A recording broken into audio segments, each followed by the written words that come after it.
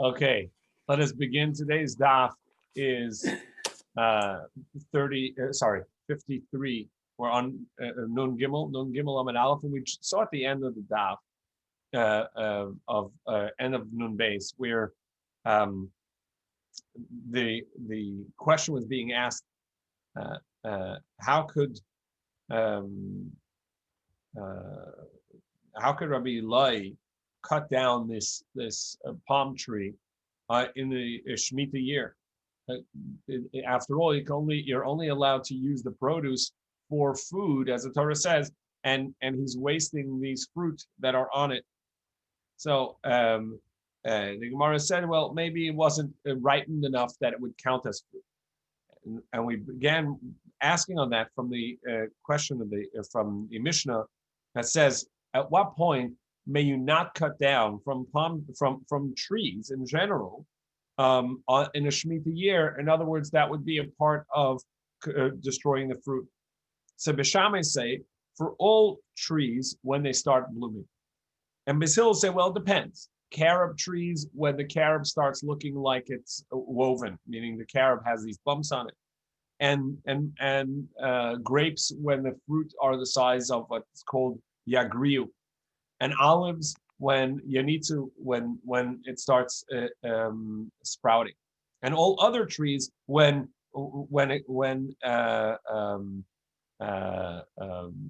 there's something comes out, meaning it starts growing. And that's what we're up to. This is the second line of Nun Gimel Amid Aleph 53a. Ravasi said that when we said by grapes, yagriu, that's the same size as boser and the same size as pulalavan. And so we just said that perhaps this fruit was not ripened and was boser. Well, actually, at that point, you're not allowed to cut it down anymore, because that's where we learn that by grapes, yagriu and boser are the same. So this term is means that the fruit is already there enough that you're not allowed to cut down the vine.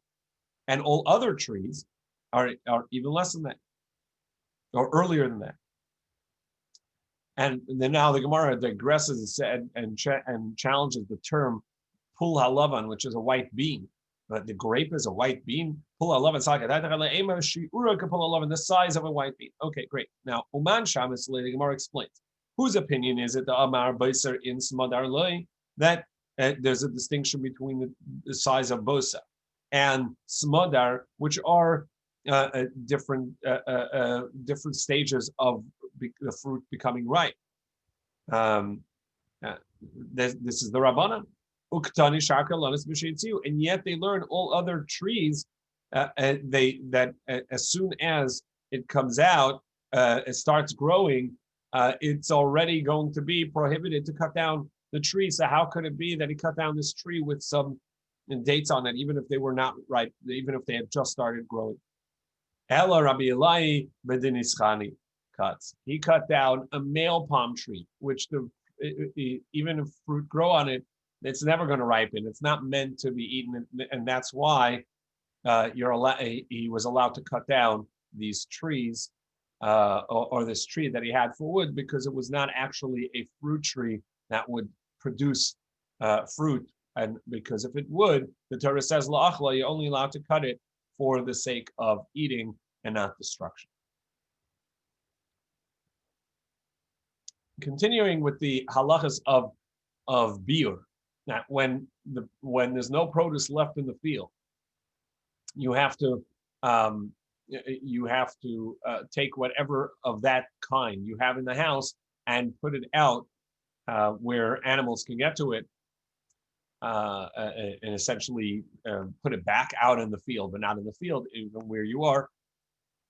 So this halacha of biur, we saw that there were three aratzes, three places or regions for each one, for Eretz Yisrael. And in Yehuda, in Judea, that's where all of the fruit would that produce would be based on. So if you had in your particular field, the harvest is completely empty, but somewhere a little more north or a little more east or west or south, whatever it is, there's another field or another area that the harvest is not complete yet, there is still more produce out in the field, you can continue eating in your home, even though that in your locale there's no produce left. But if in the region there's still produce left, you're allowed to continue eating. So the Gemara is going to tell us various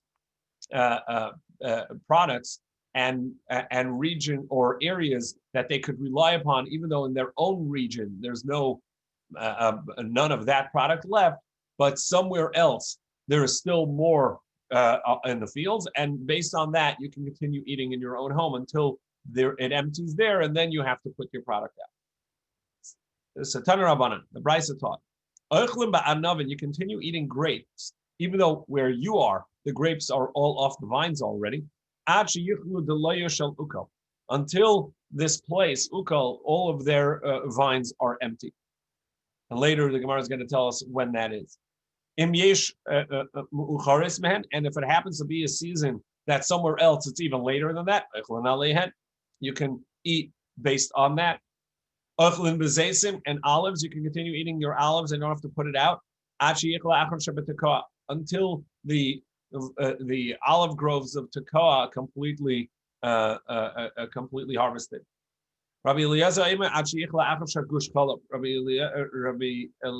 says, or Elazar says, that actually in Gush Chalav, it's even later. And what is the measure? That's if a poor person goes out to the olive grove to gather some for himself and cannot find both on the tree and that had fallen down at its root a roiva, a quarter cup. You can eat figs until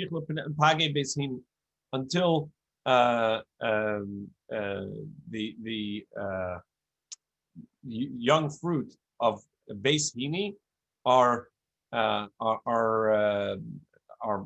fully harvested. Rabbi Yehuda says that Page Beis Hini was mentioned in regards to that it counts as fruit in regards to Meiser, to tithing. The tithing we learned, Page Beis Hini, the young fruit of this place, Beis Hini, Va'ahini de Tuvina, and the young figs of Tuvina, Chayavim Meiser. Those are and the dates of Tuvina, which is a place. Those are these young figs and dates are always small, and therefore they never are going to get to a larger size, and they're obligated in Meiser and tithing. But that's not the place where you would base your putting out your beer of Shemitah produce, of ending the harvest for produce of figs. It's not based on Beis Hini. And the Gemara continues in the same vein that you can continue eating dates until the last of Tzoar are harvested. And this we saw earlier. The Gemara said, and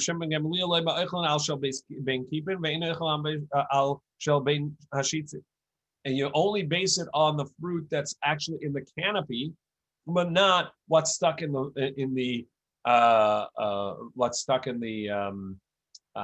thorns at the base of the palm tree, because the animals can't get to it anyhow, and so that doesn't count that the animal has food in the field. Wait a minute. So we're going to ask a challenge on these, basically saying that you can rely on certain locales when it seems like it's based on a certain time of the year.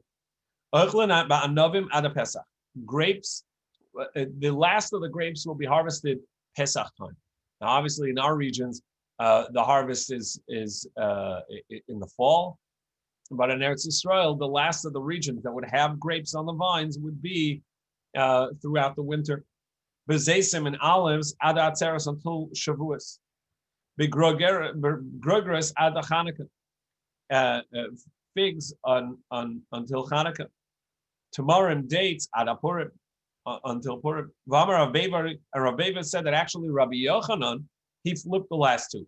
Tati b'saisa machlif, and he would say that that figs are until Purim and dates are until Hanukkah. Either way, whatever in Eretz Yisrael was the norm that you could find still in certain areas that there was still produce out in the field or on the trees, and based on that, everyone in that area, in that region, was allowed to continue eating, even though that in their immediate locale, the produce is off the fields already. There's nothing left.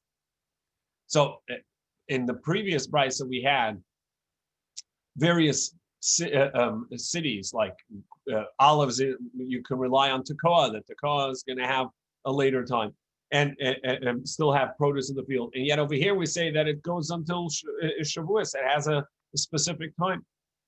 The Gemara says, yeah, that is the same thing. In tekoa, they usually have olives on the trees until Shavuos. And we mentioned for grapes that you can rely on in place ukol. Well, in ukol, the fruit the grapes will still be on the vines until Pesach. That's all the same measure. Or perhaps, and we also learned in the brisa before that if it's true, we're going to rely on tekoa. But if there's a place that happens to be even later, then you're going to go with the later one. And even though generally you can assume that tekoa is going to have olives on its trees until Shavuos, but it may be that some other places have it even later, and then we can rely on that. Tanya, Rabbi Shimon Gamliel Omer, Siman Laharim Mila. Rabbi Shimon Gamliel said that a way to know about mountains, that something's mountains, you're going to have milin, a type of tree that has, I think it's gallnuts, whatever, a type of tree. Siman La'amakim Dekolim. And for valleys, for depths, palm trees. Siman L'Nechalim Kanim. A sign of a proper river is that it has reeds. Siman L'Shpela Shikma. And for the lowlands, a good sign is the sycamore tree. Even though we don't have proof, but there is a hint to it in the pasuk, because it says in the pasuk,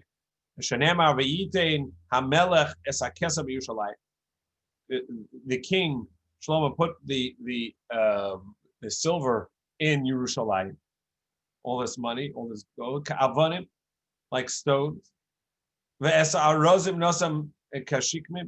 and cedar trees like sycamore trees, asher b'shpela, that are in the lowlands. So you see that the lowlands are full of sycamore, of shikma, l'roiv, to plenty. Similar harim milim, similar hamakim dekolim. The mountains have this gallnut trees, if that's what milim means, and the valleys, they have palm trees. Nafkamina libikurim. Bikurim should be brought of the best produce. The first fruit that are brought up to Yerushalayim will come from such produce that is best. And so you're not going to bring from a palm tree. You're not going to bring your dates from a palm tree up in the mountain, because we know that valleys are the best, are going to be the best palm trees. The Tananas will learn Bikurim are brought of the 7 species that Eretz Yisrael is blessed with, and palm dates are going to be included in that. And so don't bring it from palm trees that are in the mountains, because those are not good, as we just learned that palms grow best in the valley. And fruit trees are best on mountains, on hills, on higher elevation, and so they'll bring it from your fruit tree that is a pomegranate tree that's down in the valley. Similar chalim kani, and a sign for rivers are the kanim, are the reeds. So nafkamino, what difference does it make that we know that a river has reeds? The Torah says that if we find someone murdered outside of a city, the closest city It's going to have to come to a river that had not been area not been plowed, and to atone for the murder, they're going to bring a egla, a calf, and kill it there. And that's it needs to be by a river. That river is going to be a river that has reeds, similar shvela shikma. And what differences it make that the lowlands have sycamore trees? Nafkamina lemeka hamemka. If somebody sells a land and says it's in the lowland, that it has to have a sycamore tree on it, and that it's more valuable. It's better for the soil. It soaks up the rains. In any case, that it has it has important information for the sales of real estate and what one can expect in a piece of land in the lowlands. And Hashadasis Lahachi. Now that you come to this, we can say that that's true also for the rest of these. For mountains, for hillsides. Also, there's if somebody buys a palm tree, you can expect it's not going to be on a mountain, or if he buys a fruit tree, it'll be on the mountain, etc.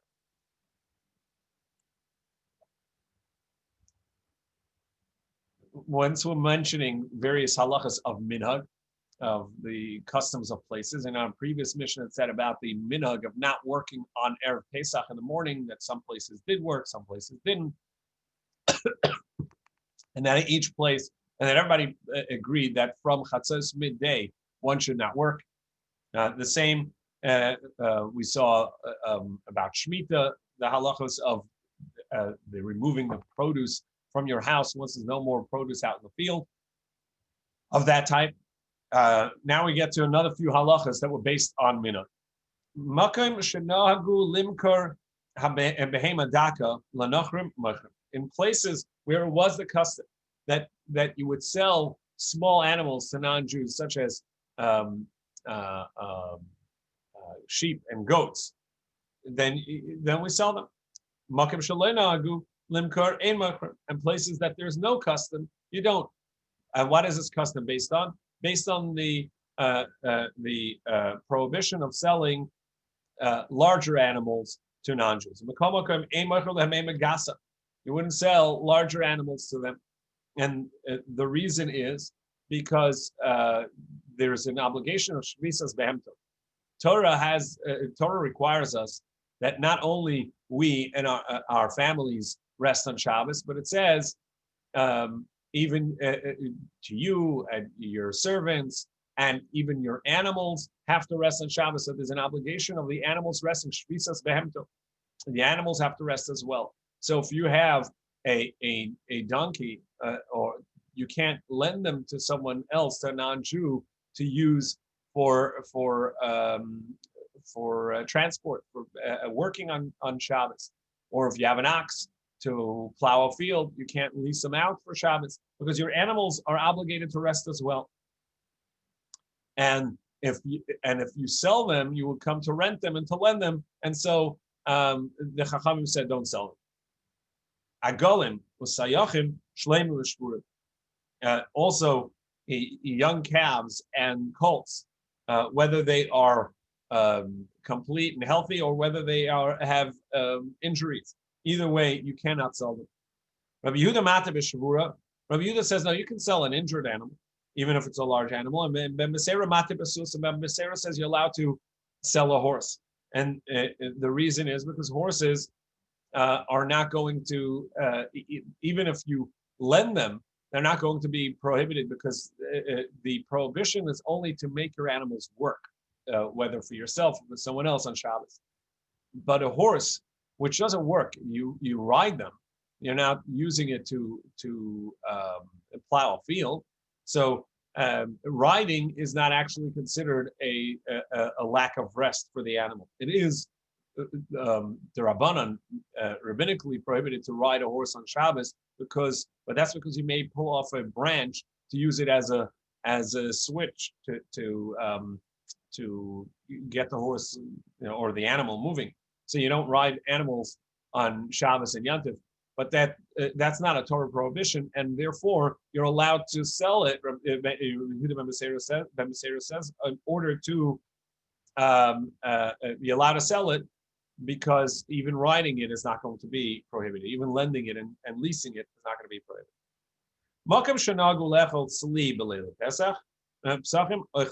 Places where the custom is to eat roasted meat on the night of Pesach, so that's the custom. In places where the custom is not to eat the roasted meat, you don't eat it. And this is based on that we know that the Torah obligates us on the night of Pesach to have a korban Pesach, to have a lamb or a goat roasted as a korban for the Pesach. And if we eat roast meat, somebody may say, this is for Pesach. And we use the term Pesach as the name of the holiday. We don't call it the matzah holiday. We call it the Pesach holiday. And somebody may say, this is for Pesach. And by saying this is for Pesach about the roasted meat, that may sound like you're dedicating it as the korban Pesach. And so therefore, the custom in some places was not to eat roast meat, so it doesn't look like you're eating the korban outside of Yerushalayim when you didn't bring it properly, so you don't eat it. By the way, there are some places that they have a custom where they don't write on any products, even when they certify it for kosher for Passover, they don't write kosher lePesach, it's kosher for Pesach, but rather kosher al Pesach, it is kosher on Pesach, because le Pesach is a term used dedicating something for the korban. So Amar Rabbi Yehuda, Amar Rab. Rabbi Yehuda said in the name of Rab, it is prohibited for a person to say this meat is for Pesach, because that sounds like you're dedicating it as a korban, as an offering on the Mizbeach. It looks like you're dedicating your animal, you're making it holy and sanctified as a korban. And as a result, when you eat this, you're eating the kachim, you're eating a korban outside of its proper place, Yerushalayim. Amar Rapapa. Rapapa says, Daf kabasa. This is only true for meat. Avachiti loy. But wheat, not a problem. You could say this is lePesach, for Pesach. The minta lePesach kama. Because obviously that means I'm keeping it for Pesach, I'm guarding it for Pesach, but not that I'm dedicating it for a Pesach. Well, basar loy. And is it really true that meat, I'm not allowed to say it's for Pesach? Now, when it says Mesave, we have a contradiction. Amar Rabbi Yossi. Rabbi Yossi said, Todos Ish Romi. I guess his name was Thaddeus. Ish Romi, a man of Rome. So he was a prominent person in Rome. Hinigas B'nei Romi. There was a Jewish community in Rome, and he sort of brought their custom to be, or led them in a custom that they would have lechol gediyim mekulasam aleilah pesachim. That the night of Pesach they would eat roasted goat. Shalchuloi, and they sent to him from Eretz Yisrael. The Chachamim sent him and said, "Ilamole todos ata, if not for you being the great person todos, gazranu alecha nidui, we would have excommunicated you, because what you're doing is not appropriate. To have roasted meat that could be a lamb, could be a goat, that could be a korban, on the night of Pesach, made the way the korban Pesach is meant to be made. That's not appropriate, because it looks like, and people may use the wrong words, and it'll end up becoming a korban, a dedicated, sanctified animal, and you're eating it out in Rome. Because you're giving the Jewish community kachim to eat outside of Eretz Yisrael, outside of its place. Tomorrow challenge stops. Wait, kachim sakadaka, really? It is sanctified? Is that what it means? No. Elaema, what it means to say is, and now we turn to Nun Gimel Amud Beis, Korev lahacheles Yisrael kachim b'chutz. It is close. I mean, you're pushing the boundaries here, because when you have a complete lamb or a complete goat roasted, like the korban Pesach would be done, and you're eating that at korban Pesach, it's very close that someone would say the wrong words and actually sanctify it. Korav lachas Yisrael kachur b'chutz. So Gemara says you're right. The even makulas, if it is complete and whole, it's roasted as a complete animal. So wait, first the question. It's only because it was roasted whole. She'ein makulas loy. But if it was not roasted whole, then it would seem like just having a rack of lamb, in roasted for the seder, that would be okay because it's not the whole thing. Amri mikulas, she says no. If it's mikulas, if it is roasted whole, the entire animal as a whole, like the Korban Pesach would be done. Leishna amar, leishna le amar. Regardless of whether he said something or not, it's not appropriate to do that because it looks like you're making the Korban Pesach, and someone may say something wrong. However, she'ena mekulas, if it's not complete, but rather you just cut it up into pieces, which is not the way the Korban Pesach is made. As we'll see later in the Masechta, the Korban Pesach has to be roasted as a whole animal. So if you're breaking it apart and roasting a part of it, so then pirishin, if you state this should be for Pesach, that's already too close, and don't say that. Loy pirish loy, but if you don't say it's for Pesach, then it's okay. The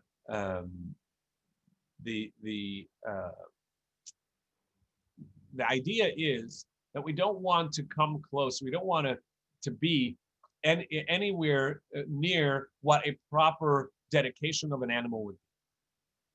We're going to enter now two scenarios where somebody can dedicate something and it's not done properly, and we have a machlokas of whether or not that dedication of an animal for a korban would count. So the first is the opinion, machlokas between Chachamim and Rabbi Shimon, in regards to somebody dedicating a meal offering. We know that there's a mincha, a meal offering, that usually would come from wheat, and there's a particular way that they are made. There are various types of mincha offerings, and that you can offer, that you can donate. And somebody says, it is incumbent upon me to bring a mincha of barley. Now, there is no such thing as donating a mincha of barley. So can we splice the wording? And when the person said, Arei alai mincha, it is incumbent upon me to bring a mincha, even though they continued speaking and said of barley, we said, yeah, but those last two words are meaningless because you can't do that. So they've obligated themselves in a mincha of wheat. Or do we say, no, you can't just take the first section of their wording. You can't just take some of the words and make a dedication out of that. Yes, they meant to dedicate something, but they meant to dedicate something else. You have to take the entire statement. Its context is important. And so when the person said, Arei alai mincha shel sa'irim, mina sa'irim, so then a barley mincha, it's incumbent upon me to bring a mincha offering of barley. That of barley invalidates the beginning of the statement. That's the opinion of Rabbi Shimon, because we say tafos you you have to also include the entire statement. You can't say tafos lashon rishon, just hold on to the beginning of the statement, but rather we say this person did not dedicate it in the manner that a proper way to dedicate, and it won't count. That's the opinion of Rabbi Shimon. That's halacha number one. Halacha number two is a halacha in regarding to dedicating of a korban. Now, there are various types of animal offerings, a korbanos. There's an oila, an ascent offering where the entire thing is donated on the mizbeach to show an ascent to spirituality. A shalamim, where only parts go on, and then the owner and his friends would eat the rest of the korban. Somebody takes an animal, a korban, and says this should be in place of a tmura, or this should be dedicated as a ola and a shlamim. So if a person says,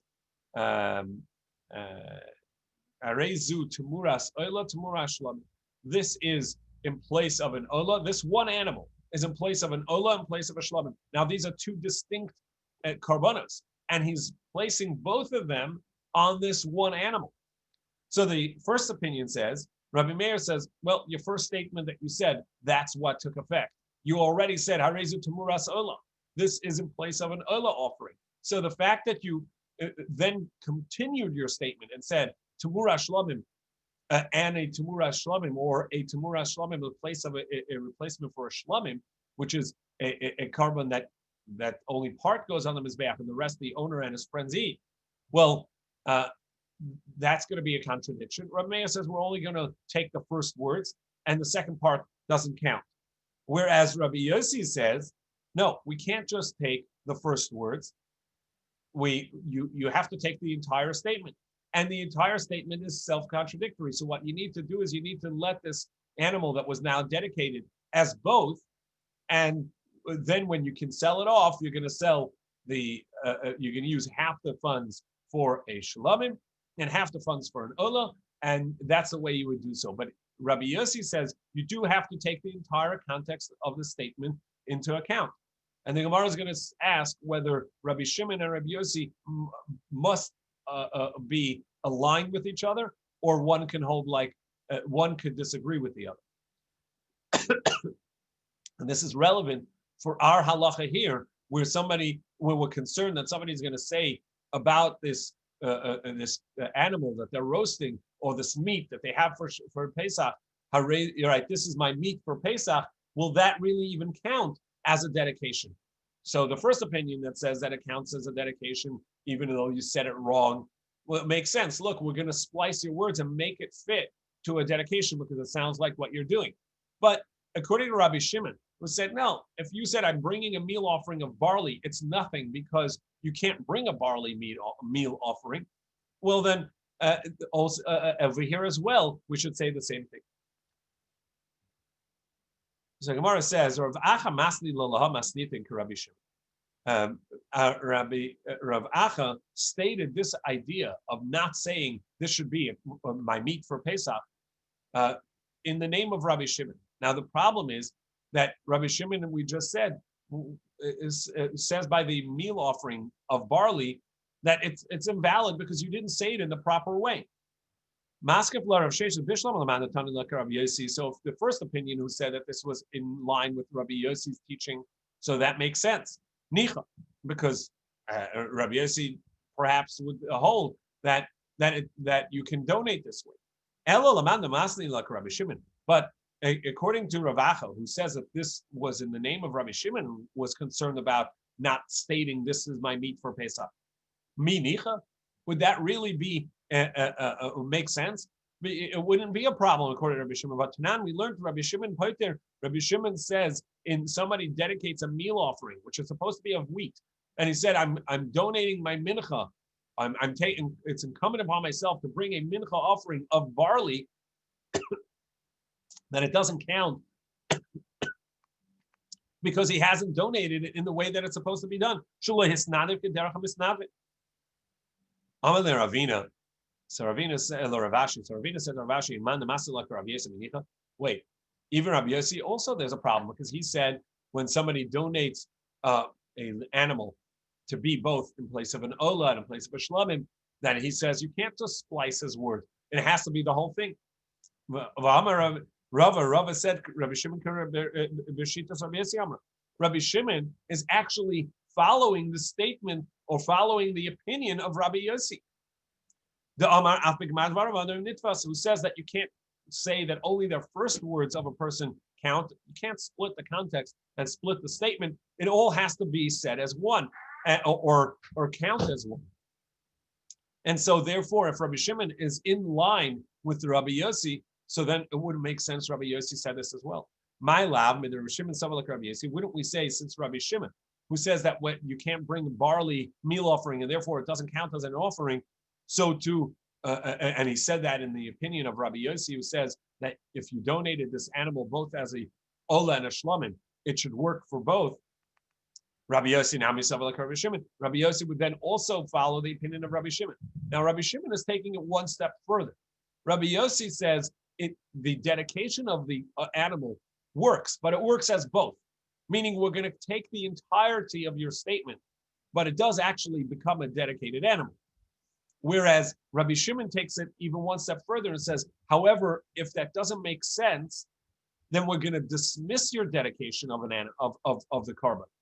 Now, that's taking it further than Rabbi Yossi would have said. Rabbi Yossi says it works, it just works in its entirety. If Rabbi Shimon had said, now you've donated a meal offering of barley, but since you can't bring it, so you're going to have to use the money to use that barley to sell off and buy a proper korban, that would be fine. But that's not what Rabbi Shimon says. Rabbi Shimon says, since your statement doesn't make sense, it's as if you haven't dedicated it at all. And that's why in our case, since your dedication of the Pesach doesn't make sense, it's as if you didn't say it at all. So the Gemara says, Rabbi Shimon Rabbi Shimon is in line with Rabbi Yossi. However, Rabbi Yossi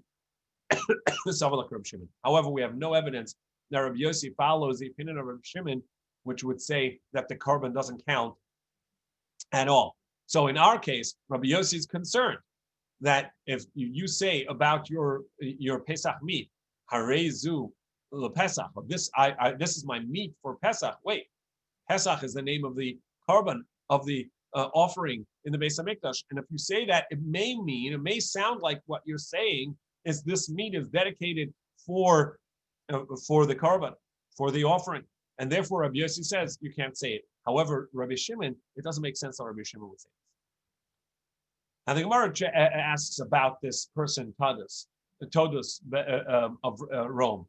Let's say Thaddeus, whatever his name was, right? So Todus, they told him, look, if we would excommunicate you for doing this, but you're a great person, so we're not going to do it. Great person in which way? Great person because he was a great politician that they were afraid of. He was a strong man, or a great person in the sense of that he was a righteous person, a good person. See, he was a great person in stature and in his character, a good person. Or Balagrefanav, a great person in the sense of a scary person. And that's why they didn't want to start up with him. So Tashema, come in here. A teaching from Tadus Ishroim.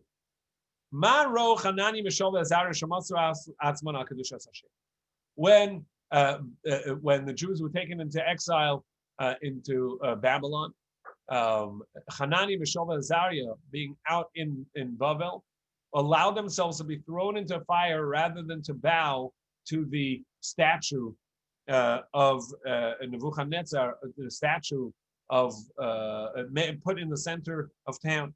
They would rather die. Where did they learn that from? That was appropriate. So Nasu Kavachim Batsman, they carried for themselves a fortiori argument, a Kavachim, a logical argument. They said like this: in this week's parsha, we have the second of the Makos, the second of the plagues to the Egyptians. It is the frogs. It's Sephardim.